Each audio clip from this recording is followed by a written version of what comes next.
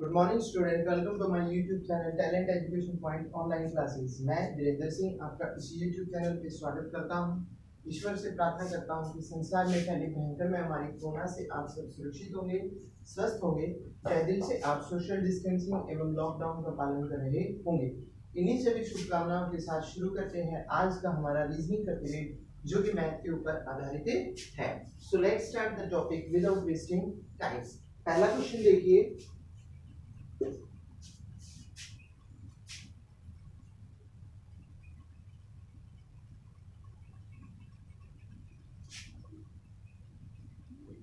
मोनिका नाम की लड़की को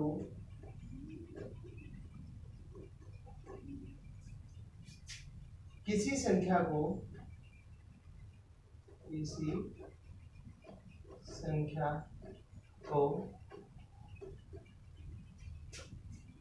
7 से विभाजित 7 से भाग देने को कहा गया, परंतु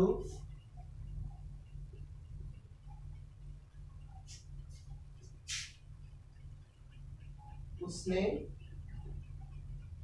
उसे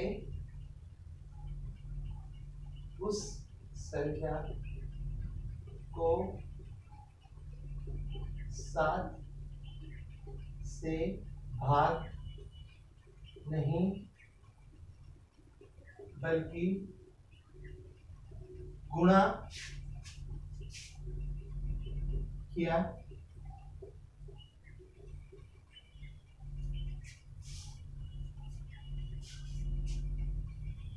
यदि उत्तर आया, यदि भाग करने पर, गुणा करने पर एक उत्तर आया है, तो वह संख्या क्या होगी? क्या होगी? ऑप्शंस देखिए आपके 1, 49, 1/7 या 7। देखिए इस क्वेश्चन में हमें क्या कहा गया है कि भाई देखिए एक लड़की है मोनिका, उस लड़की को कहा गया है कि कोई भी संख्या है जो हमें ज्ञात करनी है, उसको आपने 7 से भाग करना है। लेकिन इस लड़की ने उसका इन्वर्स कर दिया, उसका उल्टा कर दिया, भाग करने की बजाय उसको गुणा कर दिया जो हमने संख्या ज्ञात करनी है। और जब उस संख्या को 7 से उसने भाग न देने की बजाय गुणा किया, मल्टीप्लाई किया, तो जो आंसर है वो 1 आता है। अब हमें वो संख्या ज्ञात करनी है, तो हम इसको कैसे करेंगे? देखिए पहले तो हम मान लेंगे, माना संख्या x कि भाई ये जो संख्या हमें ज्ञात करनी है, ये जो संख्या बोल रहा है किसी संख्या, इसको हमने मान लिया क्या? x से। x मानने के बाद 7 से गुणा करने पर, ये बंदा क्या बोल रहा है? 7 से गुणा करने पर, गुणा करने पर मीन्स कि जब मोनिका ने इसको यहाँ पर 7 से गुणा किया है तो उसको क्या परिणाम मिला है? क्या परिणाम मिला है उसको? x into 7 is equal to 1। कि भाई उस संख्या को इसने मल्टीप्लाई किया, उस संख्या को इसने मल्टीप्लाई किया जो संख्या हम ज्ञात कर रही है, और मल्टीप्लाई करने के बाद 1 आंसर आ रहा है। फिर से देखिए कि जो संख्या हमें ज्ञात करनी है, या जिस संख्या से मोनिका को भाग करने के लिए कहा गया और जिस संख्या से मोनिका ने उसको गुणा किया भागने करते हुए, वो संख्या हमने x मानी, और x के साथ 7 को उसने मल्टीप्लाई किया, जिसके कारण आंसर आया क्या? 1। ठीक है, अब हम अगर इसको सॉल्व करते हैं तो हमने इसको कैसे सॉल्व किया? x इंटू 7 जो है वो 7x हो जाता है आपका, और ये 1 हो जाता है। जब आप इसको x को सॉल्व करोगे तो 1 के अपॉन में चला जाएगा क्या? 7। तो आपका आंसर जो है क्या आ जाएगा? 1/7 मीन्स आपकी जो संख्या है वो क्या है? 1/7 है। इट मीन्स आपका जो थर्ड वाला ऑप्शन है वो करेक्ट हो जाता है। तो इस तरह से आप इन क्वेश्चनों को आसानी से कर सकते हैं। अगला क्वेश्चन देखिए,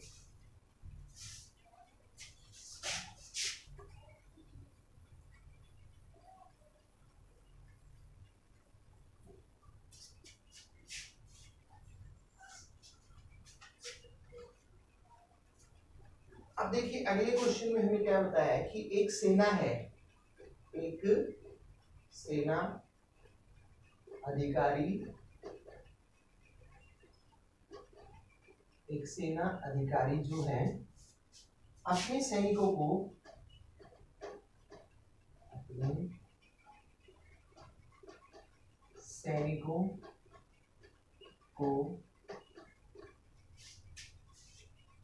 12, 15, 18 और 20 की सीरीज की पंक्ति में खड़ा करता है। 20 की पंक्ति में खड़ा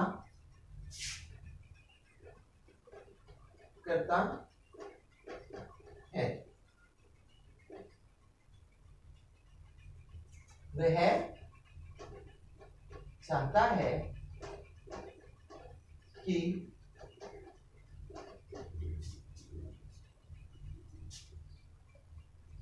सेना ठोस वर्ग में, टफ हार्ड में के रूप में हो, के रूप में हो,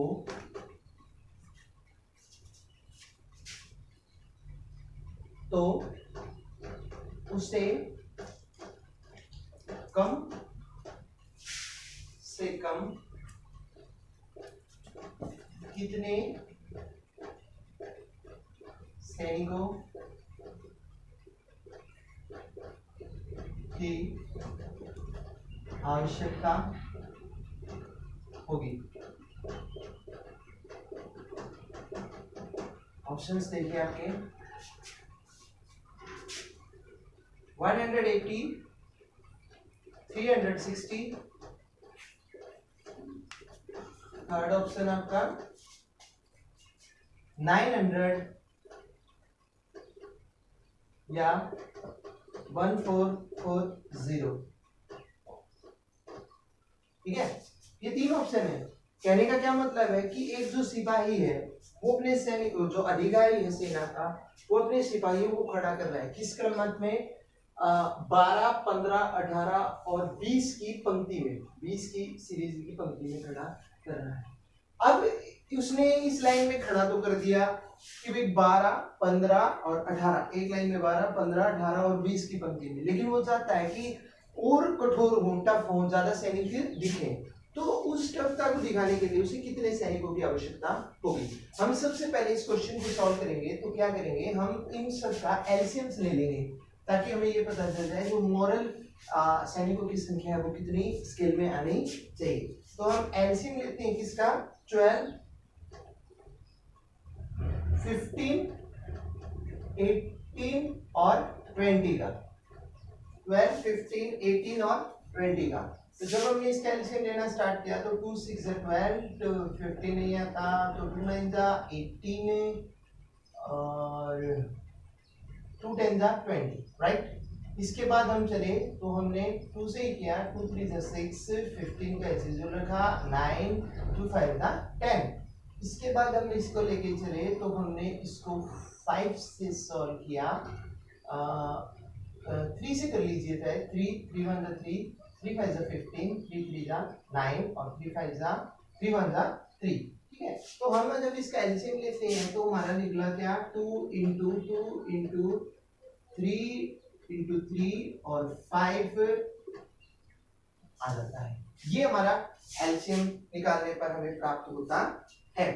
अब हम देखिए ये तो हमारी सीरीज निकल रही है इसके हिसाब से कि क्रमबद्ध संख्या हमारी ये निकल रही है, लेकिन ये जो कह रहा है कि ठोस वर्ग में चाहिए उसे टफ रूप में, तो टफ रूप में कब हो कि सैनिकों की संख्या, ये जो सीरीज है 5 की, इस पेयर को कंप्लीट किया जाए तो एग्जैक्ट संख्या आती है कि सेना में ज्यादा सिपाही देखे उसके लिए कितने सैनिकों की नियुक्ति उसे करनी पड़ेगी। उसके लिए हम इसका पेयर बना देंगे, 5 से भी इसको मल्टीप्लाई करेंगे ताकि सैनिकों की संख्या बढ़ जाए। तो कैसे बढ़ेगी? 2 इंटू 2 4, 4 इंटू 3 सॉरी 2 टू जा 4, 4 इंटू 3 12, 12 इंटू 3 36, 36 इंटू 5, 36 को आपने 5 से किया, 6 5 30 और 6 5 3 15 और 3 18, 180। फिर से देखिए 2 टू द 4, 4 3 जा 12, 12 3 जा 36 से 36 5 जा 180 और 180 इंटू 5 0, 8 5 जा 44 और 5 1 5 और 9 4, 5 और 4 9। तो टोटल सैनिकों की संख्या जो है उसे 900 सोल्जर्स की आवश्यकता पड़ेगी, उसे 900 सैनिकों की आवश्यकता पड़ेगी इन क्रमबद्ध पंक्तियों में अधिक ठोस रूप दिखाने के लिए। तो इस तरह से आप इन क्वेश्चनों को आसानी से कर सकते हैं। अगला क्वेश्चन देखिए,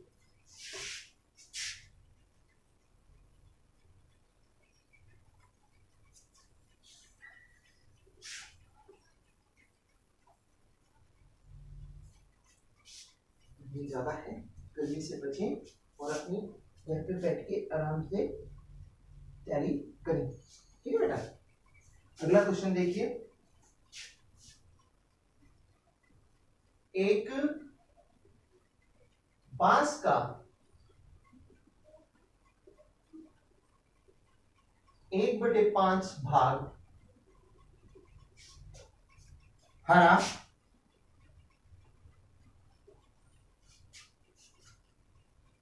1/4 भाग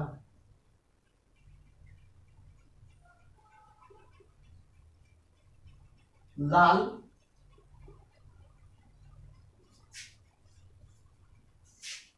तथा 1/3 भाग पीला है, पीला है,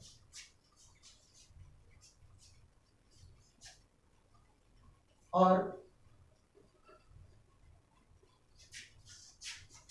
बिना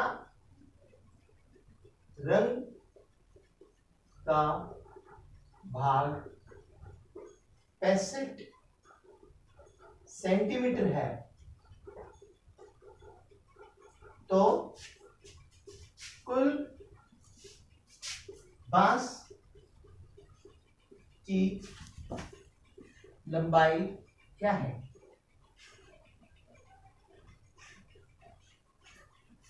कुल बांस की लंबाई क्या है ये हमें ज्ञात करना है। ऑप्शंस देखिए आपके, 2.7 मीटर सेकेंड, 3 मीटर,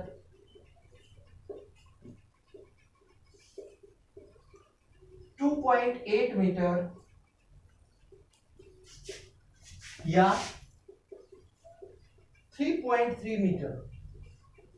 देखिए पहले तो हम क्वेश्चन समझते हैं कि हमें क्या दिया है, क्योंकि एक बांस दिया हुआ है, ठीक है। उस बांस के कितने हिस्से हैं? 4 हैं।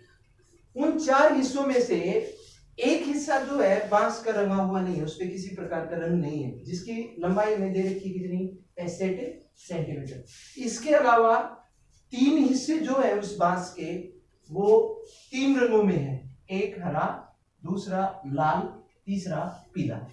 और इन 3 प्लस 1 जो रंगा हुआ भाग है, रंगे हुए भाग है 3 प्लस 1 जो रंगा हुआ भाग नहीं है, इनको मिलाने से पूरा बांस जो है वो कंप्लीट हो जाता है। हमें बताना है कि उस बांस की लंबाई क्या है।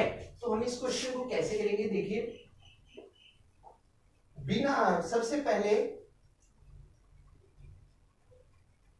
हरा रंग, हरे रंग का बांस कितना है भाई? 1/5, ठीक है।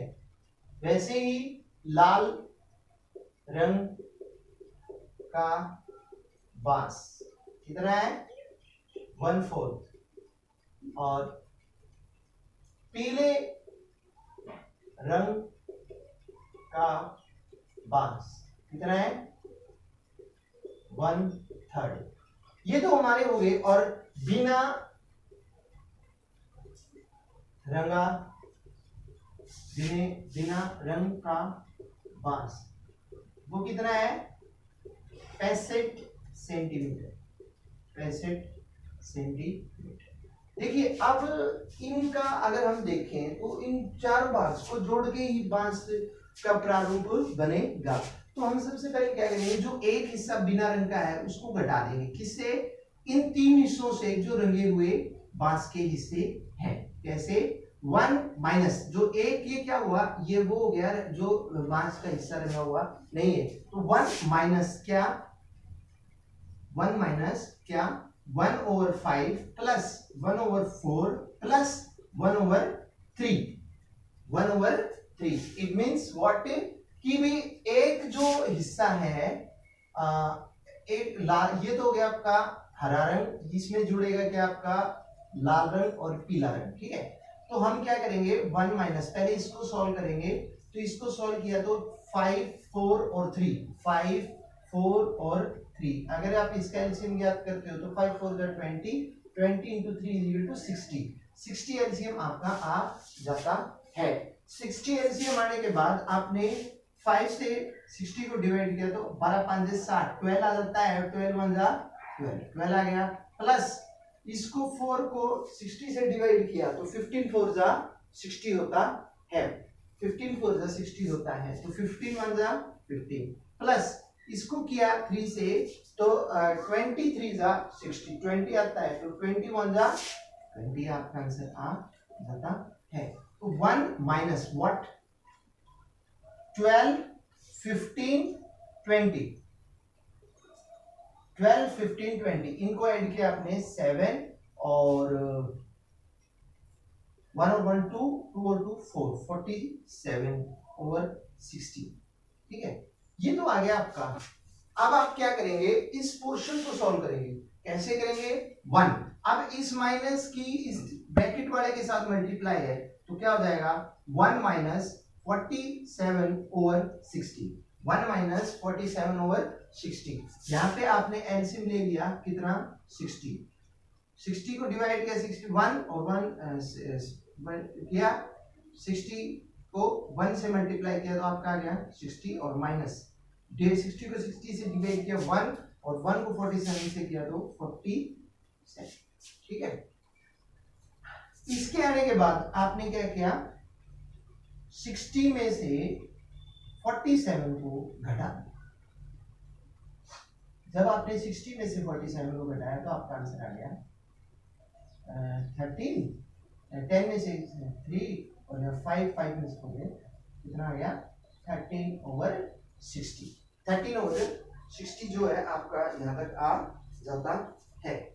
अच्छा, इसके बाद ये तो आ गया वो हिस्सा, अब हम इसमें ऐड करते हैं क्या बिना रंगा हुआ हिस्सा, जो बिना रंगा हुआ हिस्सा है, बिना रंग का हिस्सा, तो बिना रंग का जो हिस्सा है वो आपका कितना है 65 सेंटीमीटर, 65 सेंटीमीटर।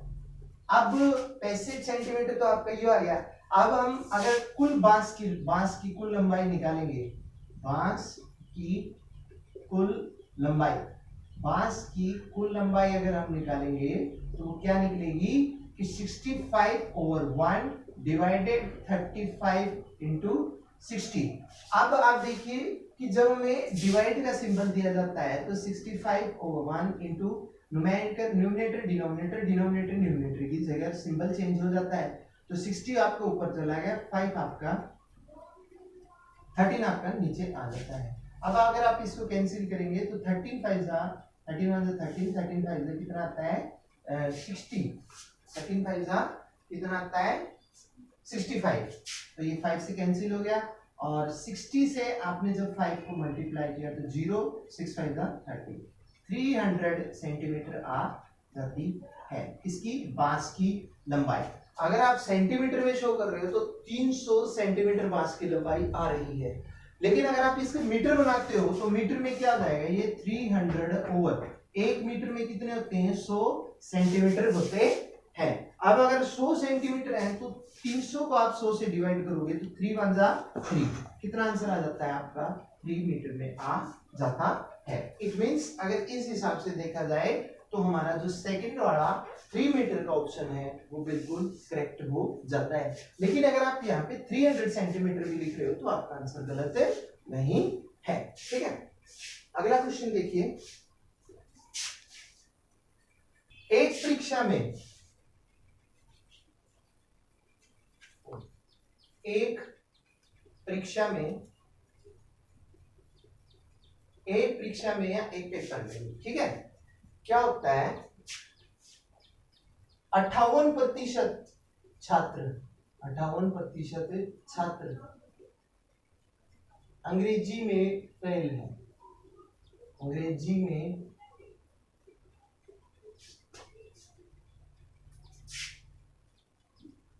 फेल तथा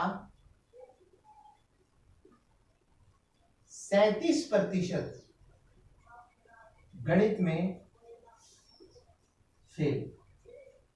37% गणित में फेल तथा 19% या 19% तथा 19% दोनों विषयों में, यानी कि मैथ में भी और इंग्लिश में भी फेल है। दोनों विषयों में फेल हुए,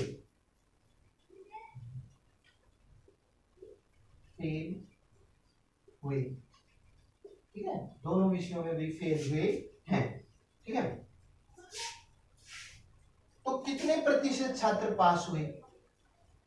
तो कितने प्रतिशत छात्र पास हुए? तो हमसे पूछ लिया कि एक परीक्षा हुई, उस परीक्षा में 58% बच्चे जो है इंग्लिश में फेल है, 37% जो बच्चे वो मैथ में फेल है, और 19% बच्चे ऐसे हैं जो इंग्लिश में भी फेल हैं और मैथ में भी फेल हैं।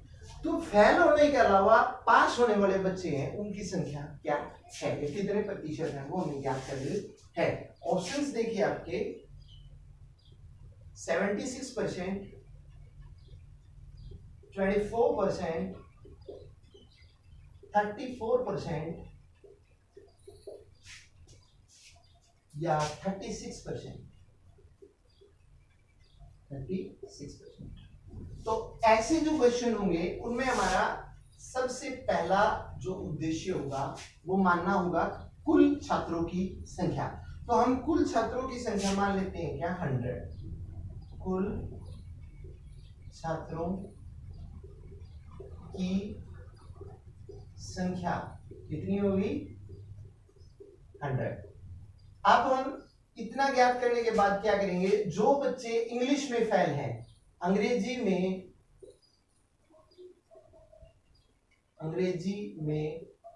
फेल छात्रों की संख्या, तो अंग्रेजी में फेल छात्रों की संख्या कितनी होगी 58 माइनस 19। 58 माइनस 19 मीन्स 58 तो है ही और 19 भी उसमें से कुछ फेल है, तो क्या हो जाएगा ये 58 में से जब आप 19 को सब्ट्रैक्ट करोगे तो 18 में से 9 गए 9 और यहाँ पे आपका 4 में से बन गया 3, कितना आ जाएगा 39। मीन्स इंग्लिश में फेल बच्चों की संख्या जो है वो कितनी है 39 है। वैसे ही गणित में फेल छात्रों की संख्या, तो गणित में फेल छात्रों की संख्या कितनी है 37 माइनस 19।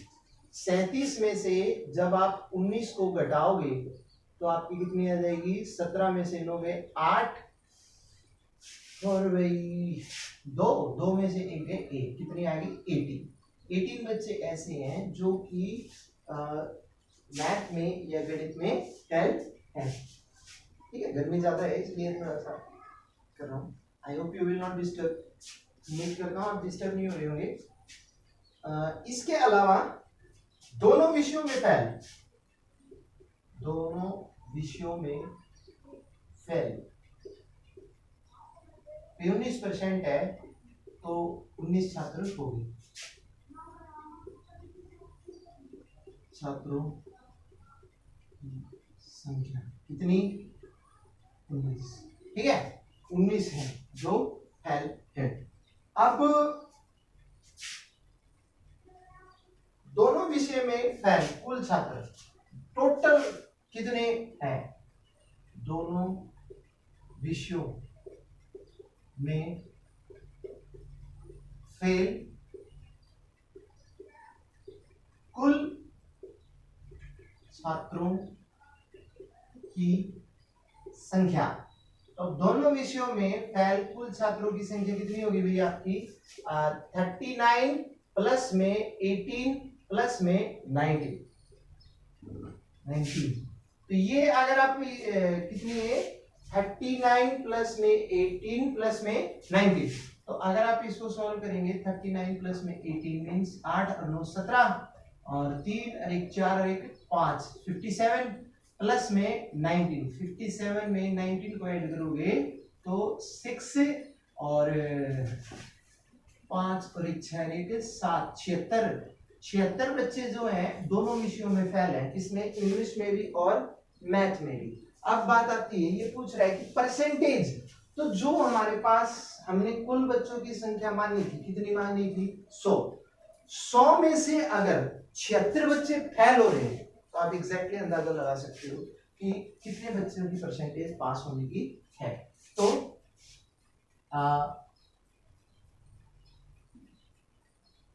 पास छात्रों की प्रतिशत, 5 छात्रों की प्रतिशत कैसे निकले हुई, 5 छात्रों की प्रतिशत के लिए जो हमने संख्या मानी थी छात्रों की कितनी, 100, उसमें से जो फेल छात्र हैं कितने, 76। इसको हम घटा दें तो 100 में से 76 को जब हमने घटाया तो 10 में से 6 गए 4 और 9 में से 2 गए 2, मीन्स 24 बच्चे जो हैं वो पास हो रहे हैं। 24% जो है बच्चे पास हो रहे हैं। बाकी जो है कोई मैथ में बाकी जो है आप बता सकते हो यहाँ से कि इंग्लिश में कितने बच्चे फेल हैं आपके 39, ठीक है, मैथ में कितने हैं 18 और दोनों विषयों में मैथ में और इंग्लिश में कितने हैं 19 है। ठीक है, तो अब अगर आप इन जो अपने आंसर को क्रॉस चेक भी करेंगे तो 39 प्लस में 18 प्लस में 19, 9 9 18 18 और 8 26, 2 5 और 2 7 76 और ये आपकी पास की निकल आई कितनी 24। अगर आप इनको जोड़ते हो तो टोटल स्ट्रेंथ जो आपकी कितनी निकलती है 10